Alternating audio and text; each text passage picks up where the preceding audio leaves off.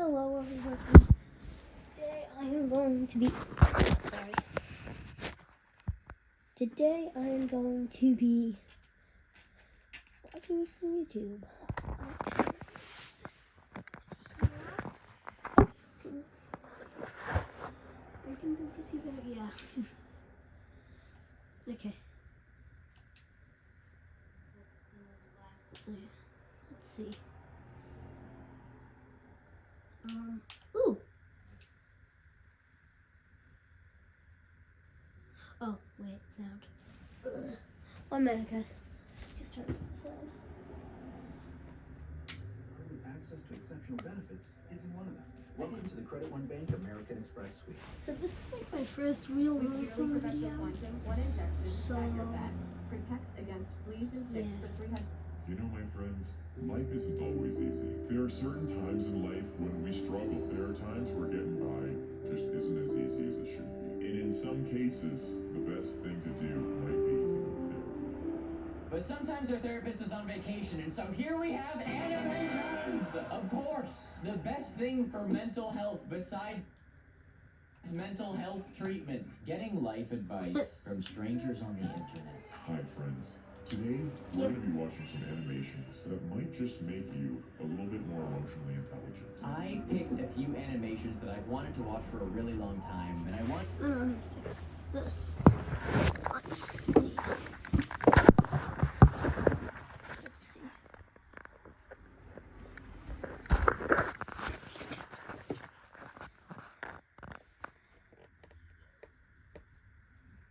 I wanted to save it to do them all together because these are animations that I think we can genuinely learn from. And I really enjoy these kinds of topics. I think if you don't ever pay attention to these topics of mental health, you really should, because this stuff applies to every single human being on Earth. And so I'm really excited to do this video. And we have 2 different animators picked out. You know the rules before we get started. If you enjoy these videos, you need to check out the original creators. The link will be in the description.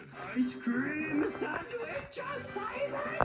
And to start it off, we are going to do a sequel to a video that we already checked out about ADHD. For those of you who don't know, I have severe ADHD. It is the bane of my existence and the cause of 80% of my problems in life. But it also makes me the person who I am. So if you think I'm funny or entertaining to listen to, I can thank my ADD for that, as tough as it is. ADHD, automatically talk. We watched Ice Cream Sandwich's video on ADHD, and then he talked about the ADHD but medicated video, and I really wanted to watch that. But he said it was a little bit more serious. So I was like, let's look at the first special video.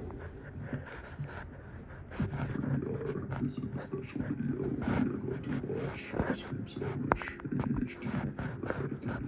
Let's go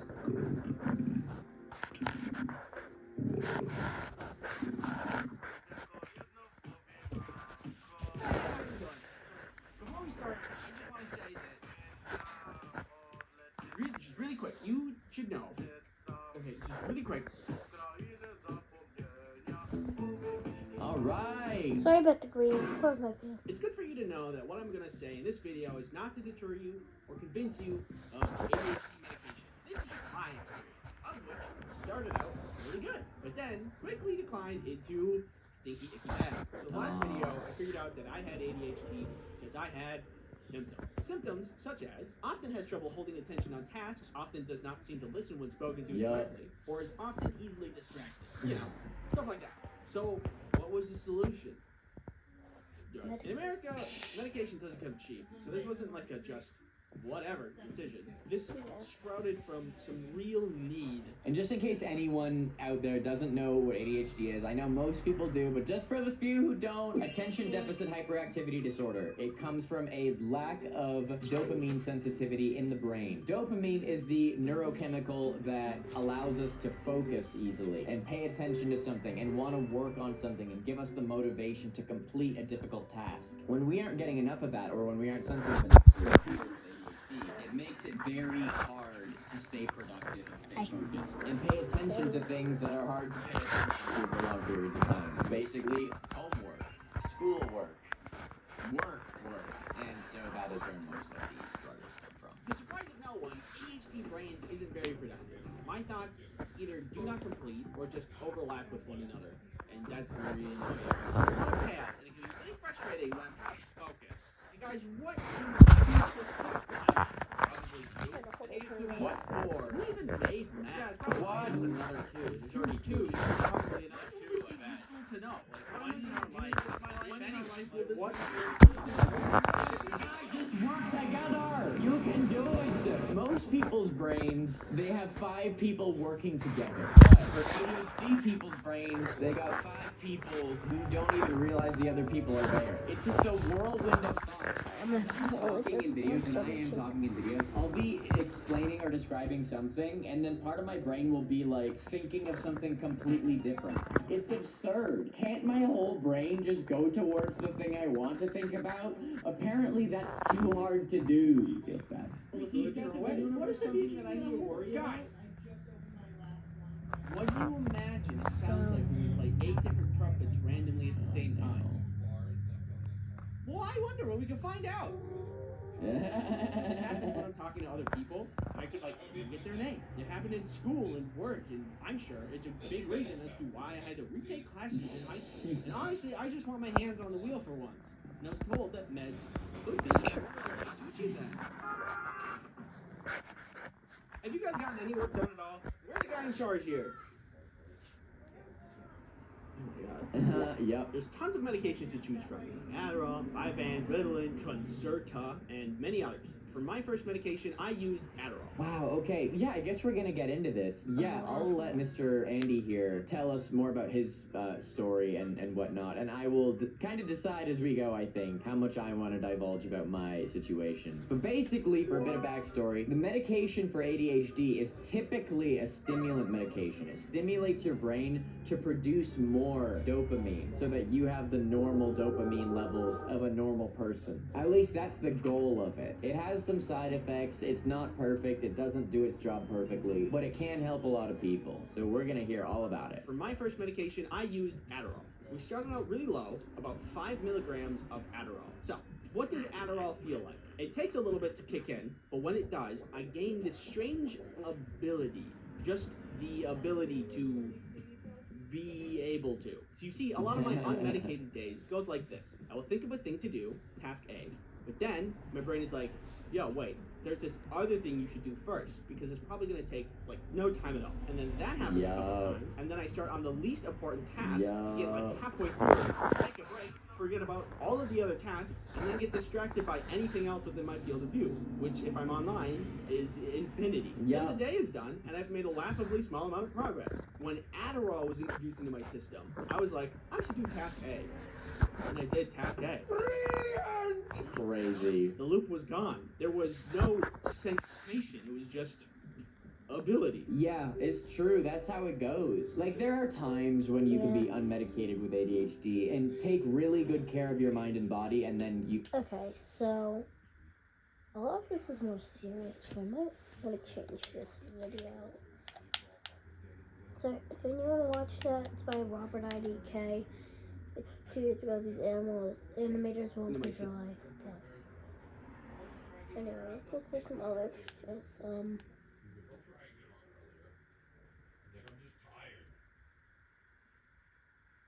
Ooh, this looks good.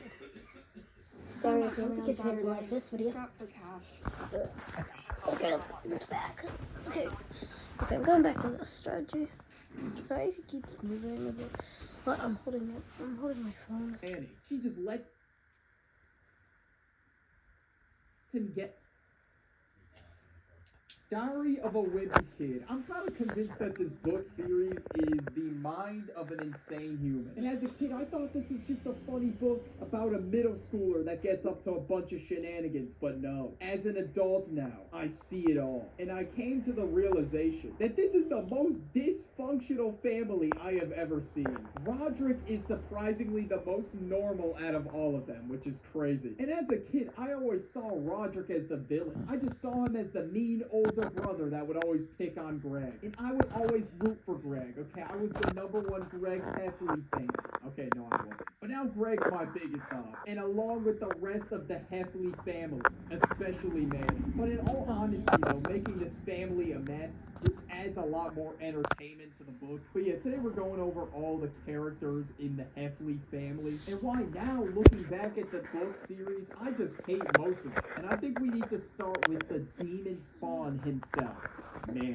I'm convinced that Manny is not human. He has to be an alien of some sort from another planet. He doesn't even look like the Heffleys. He has like a weirdly shaped snout. This dude is actually a menace to society. He is 3 years old. Keep this in mind when I tell this first story. So the power was out in the Heffley household, and Manny was just minding his own business, doing his own thing, and everybody was freezing cold. Nobody knew what was going on. They didn't even think they were going to get food for days. They were in the middle of a huge snowstorm. And then later throughout the course of the snowstorm, the rest of the family finds out that Manny somehow accessed the circuit breaker and turned off the power in the rest of his house, besides his room. He was taking all the food that was left in the house and letting everyone just freeze to death in the rest of the house. And then when he gets caught, he starts crying and he's like, "Guys, you didn't teach me how to tie my shoes." You're telling me this kid is innocent when he knew how to use a circuit breaker? At 3? I don't even know how to use a circuit breaker now. And rightfully so, everybody in the Heffley family was mad at him. This dude literally tried to starve his family to death because he was not taught how to tie his shoes. Unreal. But not only that, Manny knew how to use a car. What the fuck? In the long haul, Susan Heffley left her keys in the car and sent Manny in to go get the key. Why would you send in Manny? I don't know. You trust that thing? You trust that to get your car keys? I'm done. At this point, you were just asking for what happened next. He was changing the radio station at first. And then I guess he attempted to drive the car. He started the engine somehow. What the? Not only that, I'm convinced he knows what he's doing. Because one time, Greg was trying to play his console or whatever it was that he had. And he found out it was broken because there was a cookie in the disc slot. And you already know who did that. Of course it was Manny. This doesn't come to a shock to anybody. And when his mom found out, Manny said to her, "Guys, I'm only 3. As a 3-year-old, this kid is using that as leverage against Greg, just so his mom doesn't get in trouble. I guess just throughout all the books, all 3 of these kids take advantage of their enabling parents, which we'll get to that later. And of course, this kid does not get punished at all. Instead, his mom's like, "Oh, how about you make a nice little apology gift for Greg?" And this is what he made. I'm convinced he's a psychopath. I'm done. And eventually, later in the book, Rowie sits on this thing. This was a lethal weapon to begin with. I don't know why you let your child produce this. And when Greg tried to throw it away, I mean, this was a lethal weapon. His mom was like, "He made that for you," trying to guilt trip him to not throw it away. And keep in mind, this was after Rowie sat on it. And not only that, holy shit, this dude was a spoiled brat. He would not eat a hot dog unless there was just a tiny bit of mustard going across the middle. Like, what kind of psychopath eats their hot dog like this? And he made Greg wipe it off until it was right. I don't know, maybe this is a new meta that I was not aware of that I'm sleeping on. I think Manny might have been onto something. And not only that, Manny got this many gifts for Christmas. Manny is not that good. He does not deserve all those gifts. Manny deserves none of them. He's a bitch, alright? Everyone hates him. And these have to be the drawings of a psychopath. And his parents just look at that and say, oh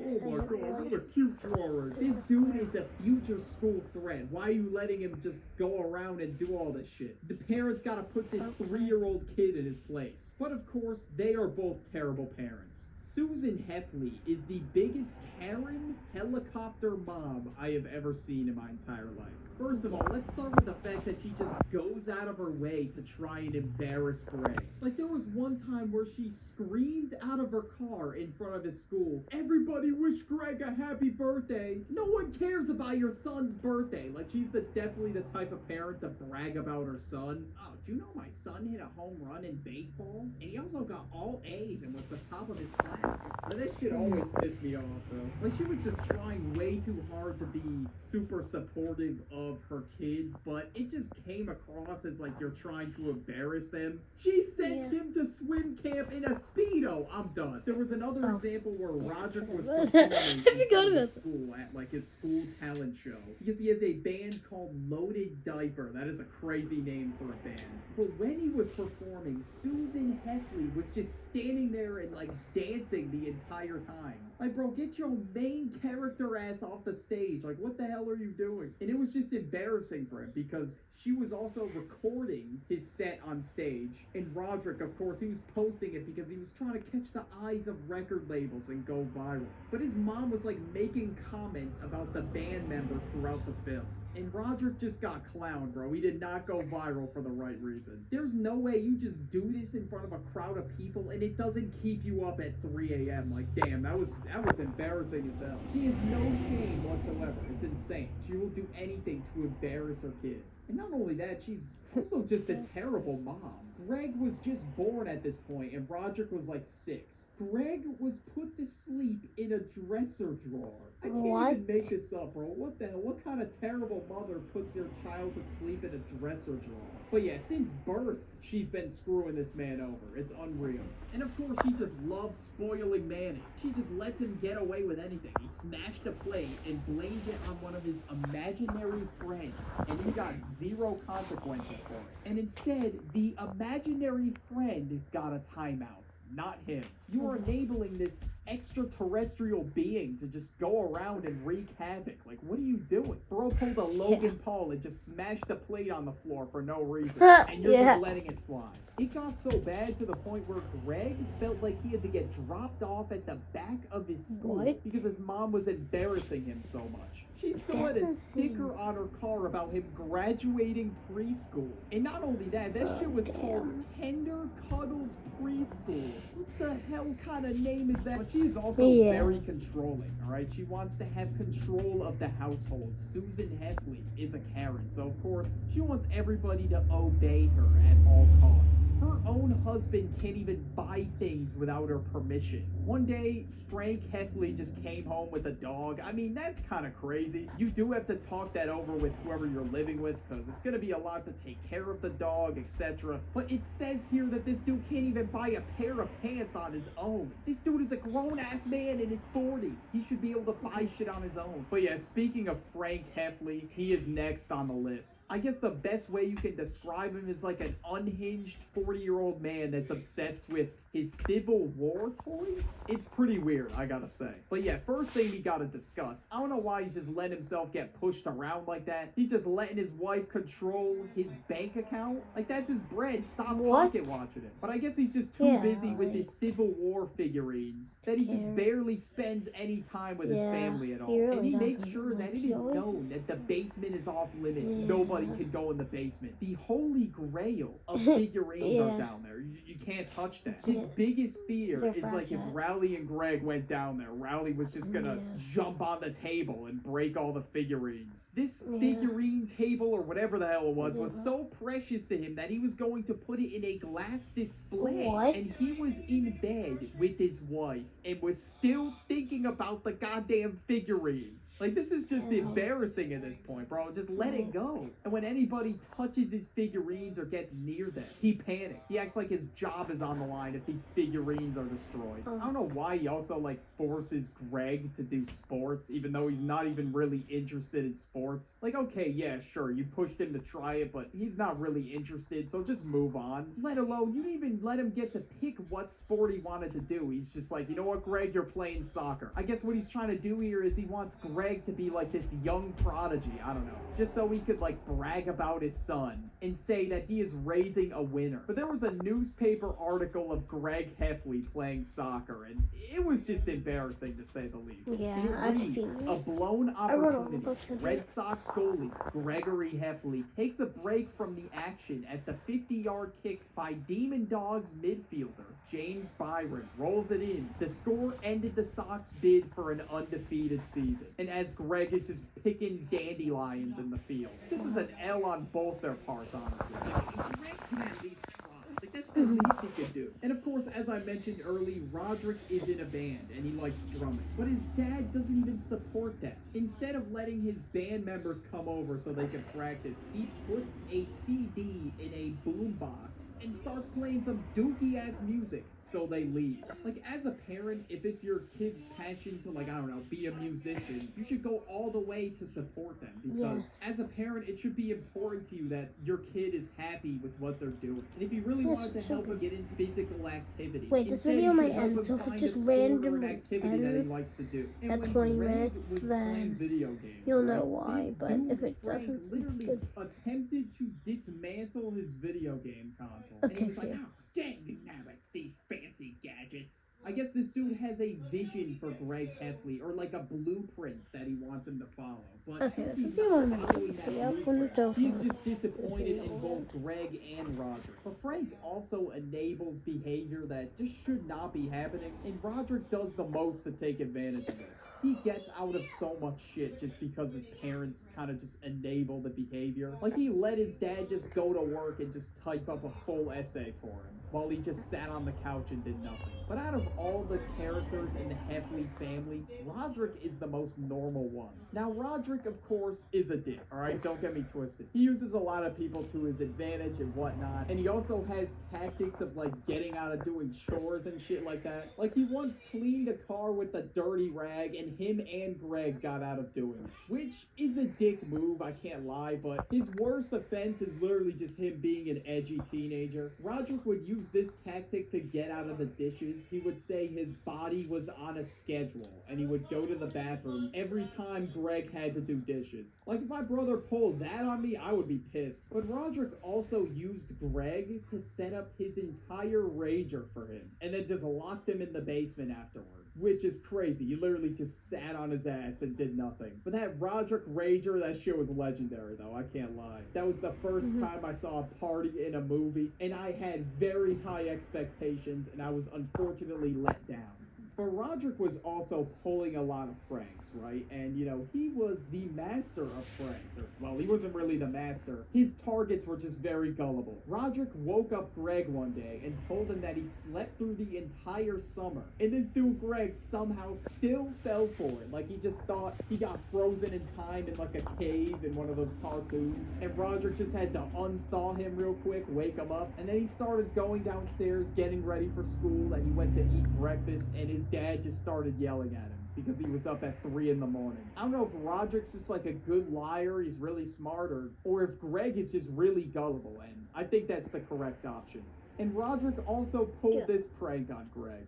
So Greg asked Roderick to write his essay, and Roderick was given thousands of mom bucks. I guess that was the currency used in the Heffley household. You know, Greg thought Roderick was an expert in the field. He was about to get back like this philosophical ass paper. You know, he thought Roderick was gonna put time and effort for it because, you know, he did spend all these mom bucks. And he gave him back this shitty ass paper that he had to read in front of the class. And he had to read this, John, in front of the class too. The whole class thought that Greg was thinking about, you know, spiders ruling the earth 100 years ago. You can't forget the time where Greg literally planted his birthday money in the backyard because Roderick told him he could grow money trees. Money trees was his anthem, right? He's had to plant his birthday money. Like, what kind of stupid ass kid believes that? Like, but of course, Greg is not any better. But the stupid ass shit that Greg does, some people argue that Greg is a sociopath and has no human emotion. And I can see that because of how he treats Rowley in the book. But a lot of the stupid ass shit that he does, a lot of it's kind of typical for his age. But of course, I'm not gonna sit here and let Greg slide. Absolutely not. This simp behavior still needs to be called out. So yeah, Greg Heffley. And he always uses his friend Rowley for some reason. The worst example I gotta say is when Greg broke Rowley's arm by doing some stupid stunt. Greg used this to get attention from girls. His cast was getting him signatures from a bunch of girls, and Greg saw this and said, "Guys, I was the one who broke his arm." And shut the hell up, Greg. No. Oh shoot. Oh, just a minute. It's a good day to make the neighbors jealous. Hello, my friends. You didn't think we were just gonna leave it there, did ya? You thought we were gonna look... Ladies and jellyfish. Hello, my friend. she just lets him get away with anything. He smashed a plate and blamed it on one of his imagined...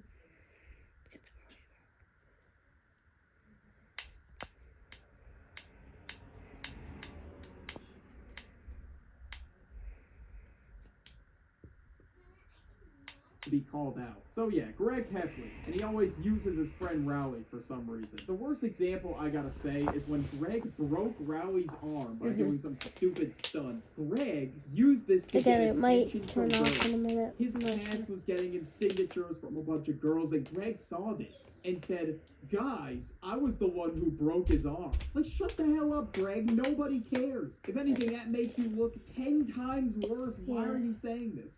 He thought that was just gonna magically get him a girlfriend or something. I don't know. But Greg was also one time with Rowley at this job and threw Rowley under the bus immediately when Greg got in trouble for picking on the younger kids or something. His mom told him to do the right thing. And what Greg thought doing the right thing was, is letting Rowley take the fall for it. I'm done. Not only that, he literally draws Rowley as his pet.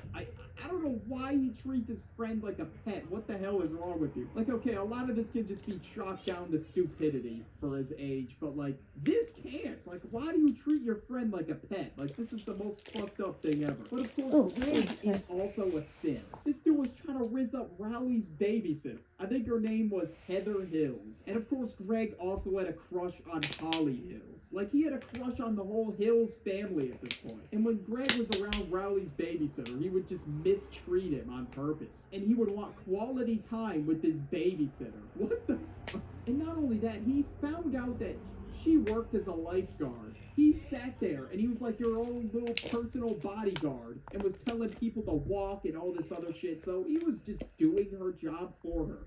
And Greg was definitely expecting something in return. But of course, Greg was not successful. She just saw him as this creepy-ass dude. This dude bought X-ray goggles and wore them to school. And these X-ray goggles were advertised as you could see through clothes. He was walking around all lopsided and shit. I don't even know why he was doing this. But it was obviously a scam. He just looked like a goof walking around. He found that shit in a newspaper ad and expected that shit to work. And he also wrote this Shakespeare-ass poem for a girl. Greg, you're doing too much, bro. She doesn't even know you like that, bro. And this dude thinks he's got jokes, too. Look at me.